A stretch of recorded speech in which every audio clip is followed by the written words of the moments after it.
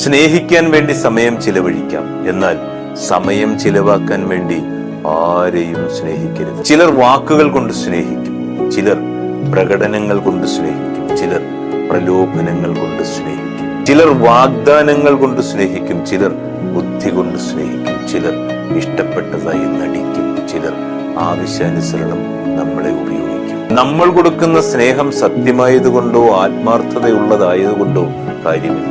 ആ സ്നേഹം കിട്ടുന്നവർക്ക് അത് തിരിച്ചറിയാനുള്ള മനസ്സുണ്ടാകും. സ്നേഹിക്കപ്പെടുന്നു എന്ന തോന്നലിൽ നിന്നും എത്ര പെട്ടെന്നാണെന്നേ മനുഷ്യൻ ആരുമില്ലായ്മയിലേക്ക് ചുരുങ്ങിപ്പോകുന്നത്. എത്രനാൾ കൂടെ ഉണ്ടായി എന്നതിലല്ല, എത്രമേൽ നമ്മളെ മനസ്സിലാക്കി എന്നതിലാണെന്നേ കാര്യം. രാപ്പകലുകളൊക്കെ ഏറെ ഉണ്ടായിട്ടും കൂടെയുള്ള ഒരാളിന്റെ ഉള്ളറിയാതെ രാവേറുമ്പോൾ ഉടലെറിയാൻ മാത്രമായി മാറിപ്പോകരുതെന്നേ ഈ സ്നേഹവും ബന്ധവുമൊക്കെ.